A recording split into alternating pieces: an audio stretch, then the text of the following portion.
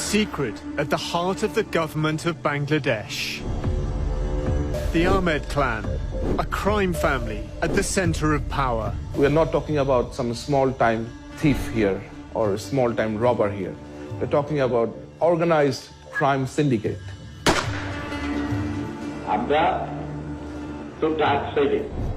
The clan includes 3 convicted killers, at least one who protected the Prime Minister, Sheikh Hasina.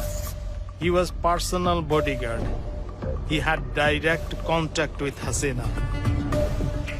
Our investigation reveals how the head of the Bangladesh army keeps his fugitive brothers safe and helps them get rich. This is his brother actually. His elder brother is running the country. He has the power of Bangladesh army. He has the power of his brothers because they are gangsters. They are mafia. The army chief helps the Prime Minister pursue absolute power. Sheikh Hasina has been very, very upfront and transparent about her goal of destroying the opposition. The Muslim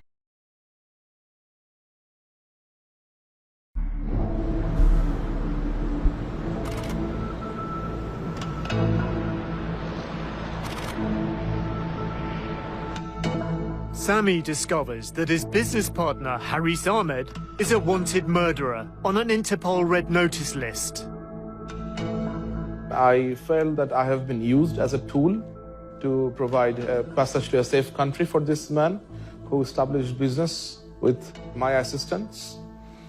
And I felt that Mr. Haris and General Aziz have used me. I thought of reporting him to the police, but again I was fearful of my life. Sami tries to cut ties with the Ahmed clan.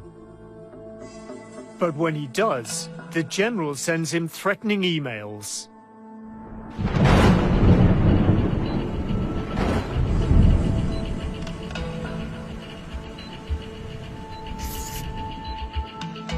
General Aziz became very violent with his words.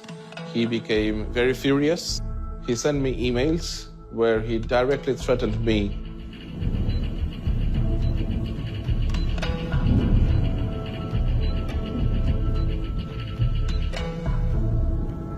And he said that if his brother has to return to Bangladesh, then people responsible will regret their life. General Aziz keeps trying to draw Sami into his web. He's moving his money out of Bangladesh for life after the military. He wants to find businesses to invest his money in.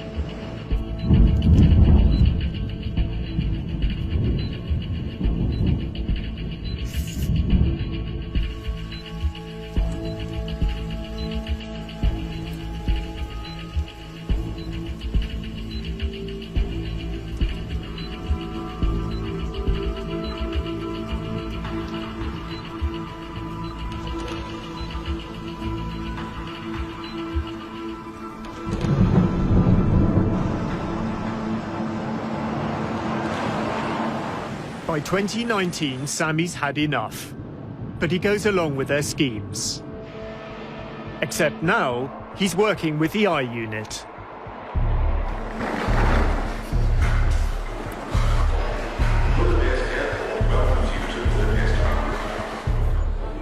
Haris is flying in from a business trip. Assalamu alaikum. হ্যাঁ ভালো আছেন এই যে mister Rahman আমি Rahman from Canada. Haris arrives with Mohammed Rahman, a financial advisor from Canada. Rahman runs an immigration service that helps wealthy Bangladeshis acquire residency abroad. Haris's assistant is with the team.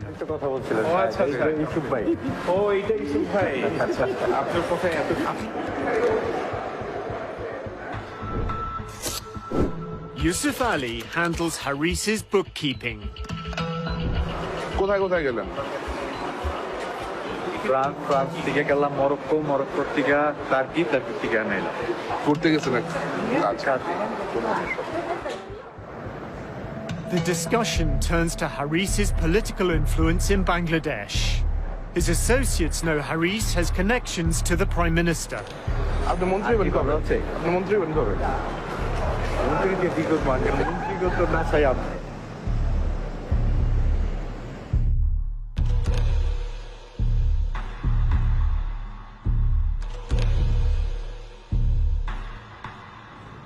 Despite his apparent lack of business success, Haris has significant sums of money to invest.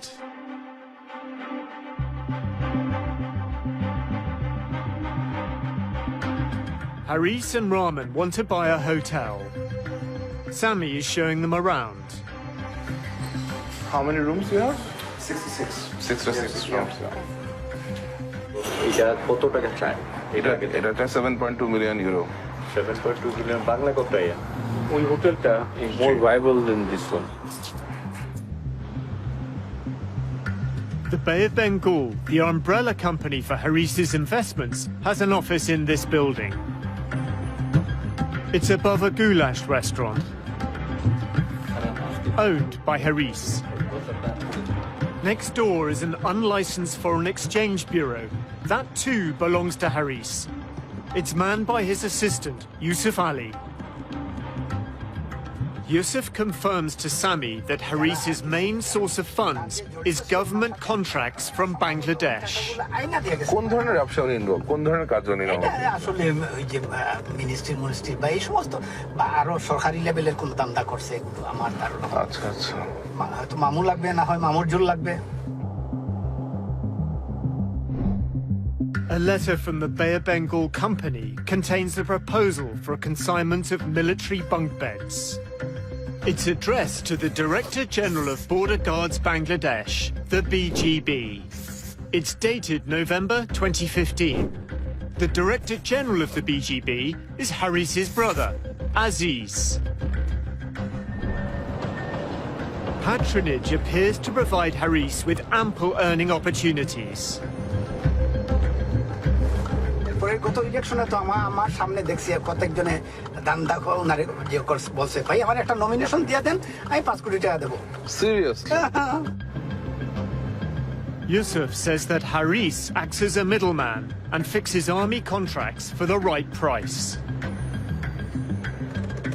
তো হাসান মিয়া এগুলো ইচ্ছা করলে মানে ব্যক্তিগতভাবে কিছুটা আমি clearly বলতে পারবো না কি 2-4 কোটি টাকা, এই 2-4 কোটি না 30-40 কোটি টাকা মিনিমাম কামাই নিছে কয়েকদিনে।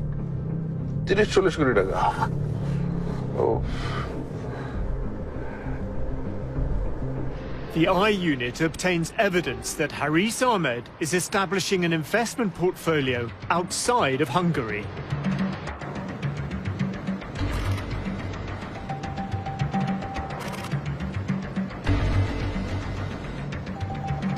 Using the same false identity, he builds a French business empire.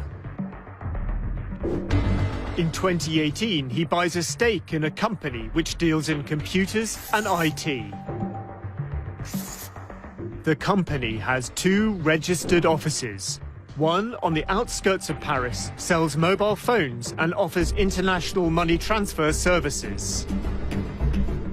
The pace picks up in 2019. In the space of just 7 months, Haris buys stakes in 4 more companies. In April, he found Snigdha, which owns a fast food outlet. Then in May, he buys a stake in a retail company called TPTY. He sells it shortly after. This pattern and style of doing business is not inconsistent with money laundering. The construction of companies, company types, jurisdictions, bank accounts, the whole range of activities that he has been involved in are entirely consistent with schemes put together to funnel criminal funds through the system in order to make them look legitimate. There is absolutely the ability to hide in plain sight, so the busier the financial centre, the easier it is to lose a bit of dirty money in it. In June 2019, he registers the Bay of Bengal in France, which owns an Indian restaurant.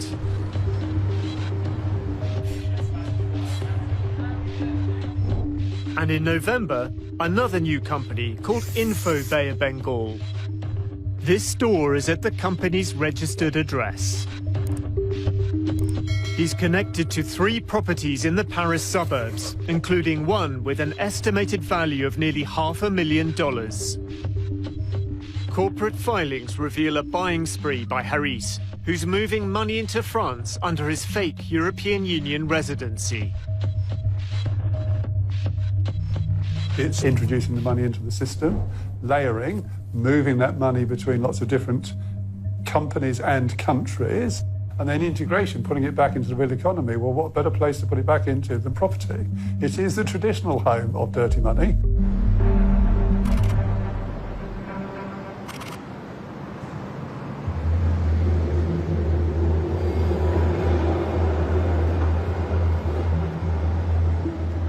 Haris's role as a middleman includes working with private companies in Europe that wish to invest in Bangladesh. Mohammed Rahman, the Canadian businessman, comes to help Haris negotiate a potential deal worth a fortune. Haris and Rahman are told that British financiers are looking to invest millions of dollars in the hotel trade in Bangladesh. Sami organizes a video conference with a British investment firm. Haris uses his assumed name. Hello. Hi, good morning. Hello. Hey, gentlemen. I'm Yes, hello. Hi. Mom Hassan. Mohammed, pleased to meet you. So my name is Mr. Rahman from Canada, Vancouver. Pleased to meet you too. But this is not what it seems. The representative of the investment firm is working for the I unit. To do something in Bangladesh is really great idea, but there's some problems because of still there's political issues and a little bit corruptions. Of course, although the country is coming up has such a problem. But good things for Mr. Hassan because he is very well connected with the high officials, very connected with the government, especially the Prime Minister herself. In return for his high-level contacts, Haris demands a commission of 20%. Just 1 second, please. He breaks down the fake investment proposal. 100,000 euro, dollar or euro, or 100 billion. এটা invest করতে হবে যদি 5 star বা any business যাহা করতে চায় for land by purchase এত মিলিয়নের নিচে কোনো মানে সুইটেবল ওই ধরনের ব্যবসা হবে না আমাদের যেটা we take 20% for all negotiation. Then Rahman spells out how they work. Then he will send this letter to his elder brother and will officially visit your place to talk a little bit more. If needed, we'll call our High Commission in London. So High Commission people also will be in the meeting to make it real official something. Then he can take this proposal to our Prime Minister and the army chiefs, which looks better and solid and concrete. So his company will be your consultant for Bangladesh. Basically, at this moment, his elder brother is running the country, in fact, because our Prime Minister leave everything to army chief to run the country for the big developments. This is his brother, actually.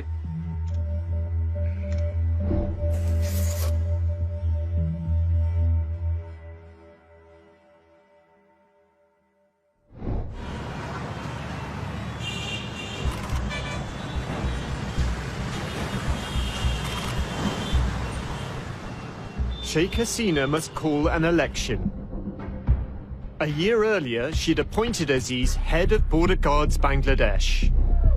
As her Awami League government faces election defeat, the BGB becomes involved in overseeing the vote. Aziz was head of the BGB. His role was to quieten the opposition, prevent them taking control of the streets, preventing them being a political force which the government couldn't deal with.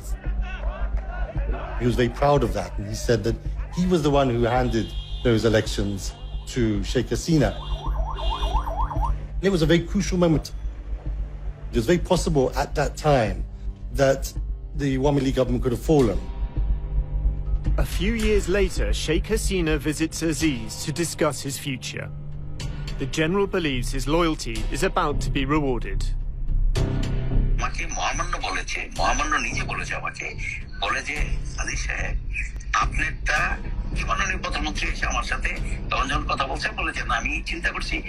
There is no other alternative but For the general's career to advance, his brother's murder convictions would need to be dealt with. এবং এই যে আপনার ভাইদের অন্যান্য জিনিস করছে এটা কিন্তু ওনার পরিকল্পনা অনুযায়ী এই ধরনের যে তার এটা হওয়ার আগে তাদের এগুলো সব ক্লিয়ার করতে হবে আমাকে নিজে হলো উনি আমার সাথে আলোচনা করে গেছেন The plan includes getting Aziz's youngest brother out of jail. Joseph had already had his death sentence commuted to life in prison. For 11 years, he'd been on death row.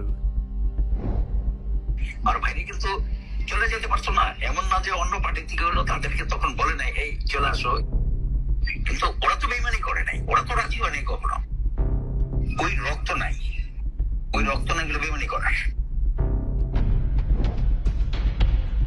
In 2018, on the advice of the Prime Minister, Joseph is granted a presidential pardon. Tasneem Khalil is told about the pardon by a source in the military. I was a bit surprised that why this army person is talking to me about a top criminal getting a pardon, because I did not make that connection instantly. And then he started laughing. And then he said, you realize one cannot become the chief of the army when his brother is in prison on murder charges. A month later, General Aziz Ahmed becomes army chief. I mean, that's when I realized, okay, he's talking about General Aziz, and this is not really about Joseph, the criminal, but it is about Aziz, the general. It's pretty extraordinary. Sheikh Hasina thought that General Aziz was an appropriate person to appoint as Chief of Army Staff. So you have to ask, why was she so willing to take that risk?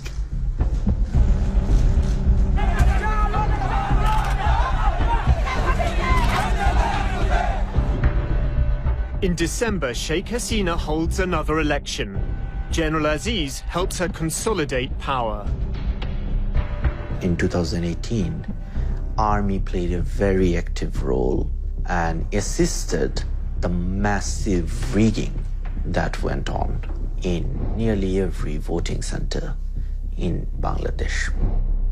The leader of the opposition and Hasina's longtime rival, Khalida Zia, is in jail. Others detained and never seen again. Sheikh Hasina has been very, very upfront and transparent about her goal of destroying the opposition. She's basically trying to brand herself and her family as being synonymous with the state. The opposition has been significantly repressed. They can barely function as an opposition. The law enforcement authorities have been able to act with tremendous impunity in relationship to extrajudicial killings and enforced disappearances, which have to some extent become systemic now within the whole way in which the country operates.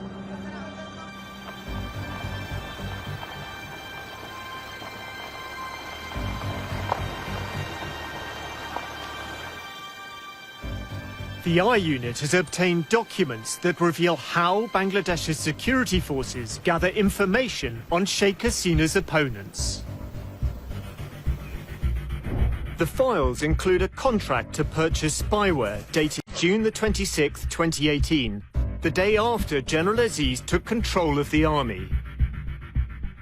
It is stamped and signed by the Directorate General Defence Purchase, the body charged with buying Bangladesh's military supplies.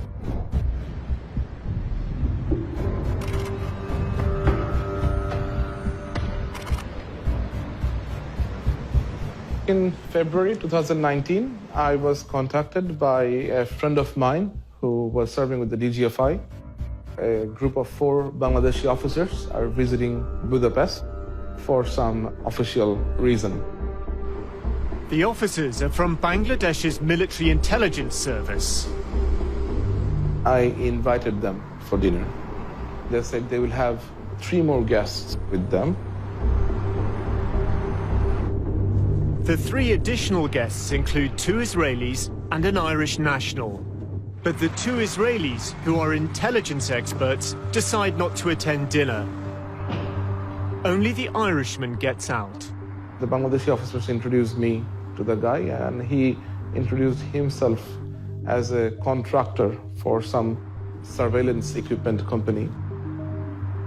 I heard them discussing about purchasing this spyware, this device that they can basically conduct surveillance on general people's mobile phone. The contractor said that no way that people in Bangladesh should know that this product comes from Israel. And that is when I decided to turn on my recorder. My company is based in Singapore, so I am the selling agent. The middleman for the deal is James Maloney from Sovereign Systems. So we can supply Wi-Fi interception, as well as cellular, as well as video surveillance. The documents confirm that Bangladesh is indirectly buying surveillance equipment from a company in Israel. PIC6 was founded by former Israeli intelligence experts. Bangladesh has no diplomatic relations with Israel and cannot legally trade with it. The Bangladesh passport prohibits travel to Israel. Bangladesh has the world's 4th largest Muslim population. It says it won't recognize Israel until there's an independent Palestinian state. The Bangkok-based Maloney acts as the facilitator. But even his company's website includes no reference to PIC6. It's from Israel, yeah. So we don't advertise that technology. We don't put the cellular interception or Wi-Fi interception on the website. We're very careful about our public profile. The Israelis train the 4 Bangladesh intelligence officers in a warehouse outside Budapest. We've blurred the images of the Bangladeshi officers. James Maloney is in the middle. We've been unable to identify the 2 Israeli intelligence experts. PIC6 did not respond to our request for comment. The spyware's manual describes the P6 intercept, also called an IMSI catcher or Stingray, as a mobile phone monitoring system. It behaves like a cell tower, so all of the phones in a certain area are going to connect to it, and it's going to be capable of intercepting communications. Everything you're doing on your phone, text messages, phone call, but also the website you visit, are going to be intercepted. Up to 200 or 300 mobile phones can be connected to it simultaneously. The specific model is also capable of interfering with the communications. So you're going to be able to change the content of a text message. You could be spoofing the identity of someone. Israeli technology can now be used to monitor and quell further protest. It is a tool of mass surveillance. The sort of use we've seen is to kind of identify groups of people and to determine the networks that exist. So you know there's one person who's going to be there. You're going to the place, whether it's a protest again or a gathering, and you're looking at everybody who's in the area, and so you can keep investigating and having more people under surveillance at the same time. The technology is very aggressive and intrusive. You don't want the public to know that you're using that equipment. The final contract contains the condition that the supplier and the Bangladesh military sign a non-disclosure agreement. It also hides its origin. Instead, it states, made in Hungary. Knowledge is power. So if you know what people are saying, where they're going to meet up, what they're planning to do, you can know a lot of things. And then you have the power to act. Haris claims he can use Bangladesh's security services to monitor the phones of rivals. He says a paramilitary unit called the Rapid Action Battalion tracked a phone for him. The head of RAB at the time is Benazir Ahmed, here with Haris's brother Joseph after his release from prison. RAB আছে ই আছে সবকিছু তো গদি তো কাম করাই এই আমি তো আমার গুন্ডা হইলো RAB আমার তো এমনি গুন্ডা লাগে না তো আমার তো এই গুন্ডা কারু ডেলিয়া কারো ধরো ফেরো Haris says he's used RAB to track a phone and make an arrest. আমার পারার তো ওই শালার প্রতি তো ছিল আমি করাইছি ওই প্লেন থেকে মানে করাইছি আর আমি ব্যাংকে ফোন করছি আমি নাম্বার দেয় আমি তোরা ভাই মাইরালামু হ্যাঁ কিন্তু তোরা মারবো না কি লিয়া জানো মাইরালে তো তুই বুঝবি না কষ্টটা Salim Prodhan was convicted of gambling offences and jailed for 6 months. ওর একটা গার্লফ্রেন্ড আছে গার্লফ্রেন্ডে ফিট করছি গার্লফ্রেন্ডে ইনফরমেশন দিছে মোবাইল ট্র্যাকিং করাইছি তোরা In April 2020, Benazir Ahmed moves from RAB to become the most powerful policeman in Bangladesh. ওরা কাজ করে আমরা গুন্ডা আছে পুলিশ আছে পুলিশের তো বড় গুন্ডা গুন্ডার লাগে না তো গুন্ডা হন পুলিশ যার পুলিশ লাইন আছে যার প্রশাসন আছে হ্যাঁ হন গুন্ডা Haris prefers not to attract attention by directly involving his brother. সেটা আমি কি করতে আর খামাচা খাকি পোশাকের মধ্যে ঢুকে বয়ে থাকবো হিসাবটা বুঝছে সে অমুক আছে তমুক আছে আইডি আছে এবং তা আমাকে তো দরকার হয় না ওরাও খায় আমিও খাই ডাইরেক্ট কথা আমরা He says he's involved in a network of corruption, placing policemen in jobs that earn bribes and paying a cut to their superiors.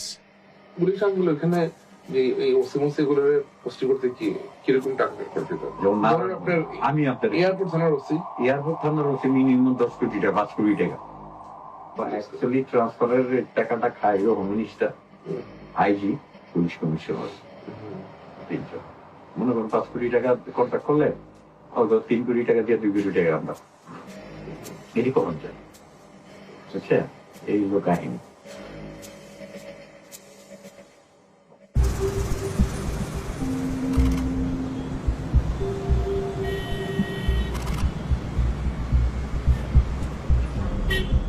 In Mohammadpur, the district where the Ahmed clan grew up, there's further evidence the brothers are using the Rapid Action Battalion to serve their own ends. A local politician, Mizan Rahman, is arrested. Although he's in Sheikh Hasina's party, the Awami League, he's also the brother of Mustafa Rahman, the man murdered by Haris, Joseph and Anis. I heard the bullet. It's really very shocking news for us. And I don't know why. Mahadi was a boy when his uncle was murdered. It's a very terrible moment. It's a brutal murder. He now lives abroad. He says General Aziz is using RAB to punish his family. It was his uncle's testimony that sent Joseph to prison, and Haris and Anis on the run. Most of the people who is involving in RAB, like Lieutenant Colonel or Colonel, they are really close to General Aziz. If General Aziz said, yeah, okay, do it, so that they can do it, because they had the command of General Aziz. People in Bangladesh are scared to death of RAB. If RAB is after them, they will run away. And we've seen many cases of human rights activists, women's rights activists, even internal critics inside the Awami League who have fled the country because they heard RAB was going to come knocking at their door. He has the power of Bangladesh Army. He has the power of his brothers because they are gangsters. They are mafia.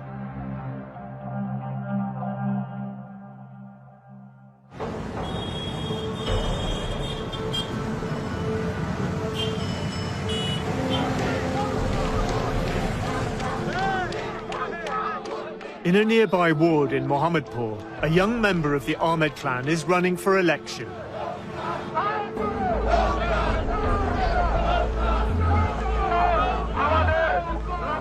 Asif Ahmed is the nephew of General Aziz and son of Anis, who lives in Kuala Lumpur. In January 2020, Asif launches his political career. He wins on an anti-corruption platform. এবং দুর্নীতিটা আশা করি অনেক কমে আসবে। আমাদের মাননীয় প্রধানমন্ত্রী দুর্নীতি বিরুদ্ধে যেভাবে অভিযান চালাচ্ছে সেটার ভয়ে অনেকে হয়তো ইনশাআল্লাহ সামনে দুর্নীতি করার সাহস রাখবেন না। আমি তাকে অনেক ধন্যবাদ জানাই এরকম শক্ত একটা পদক্ষেপ করার জন্য, নিজের দলের লোকজনকে সে ছাড় দেয়নি এই দুর্নীতি বিরুদ্ধে অভিযান করার জন্য। ধন্যবাদ।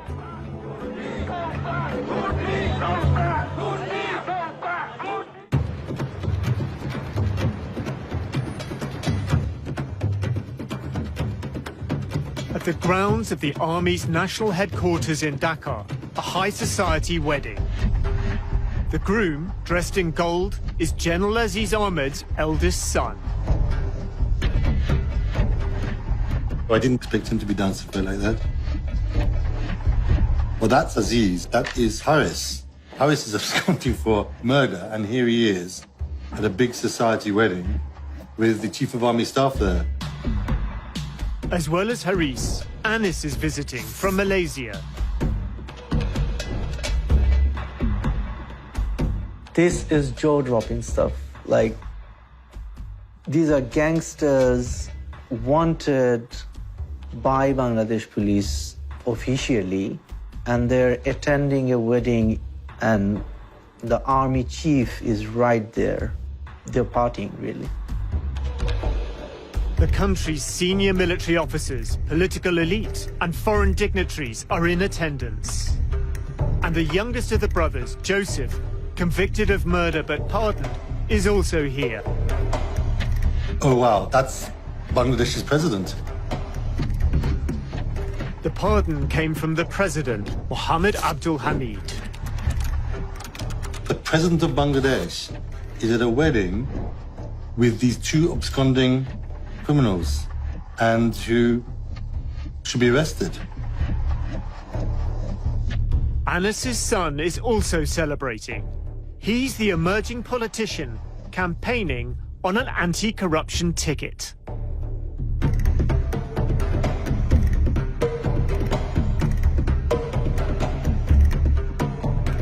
The next generation is properly in place. If the same regime continues, we can see that the second generation of these people would take place and turn Bangladesh into an absolute mafia state.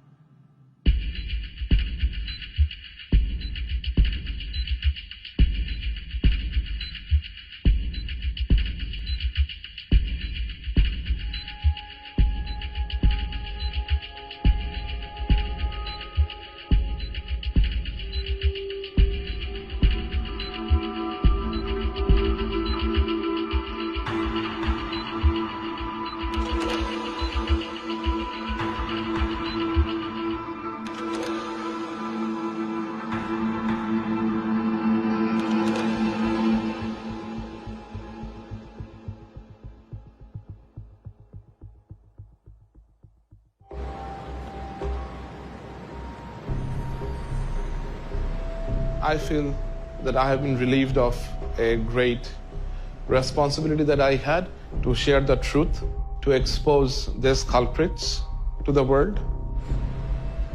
And of course, I am fearful. I feel afraid.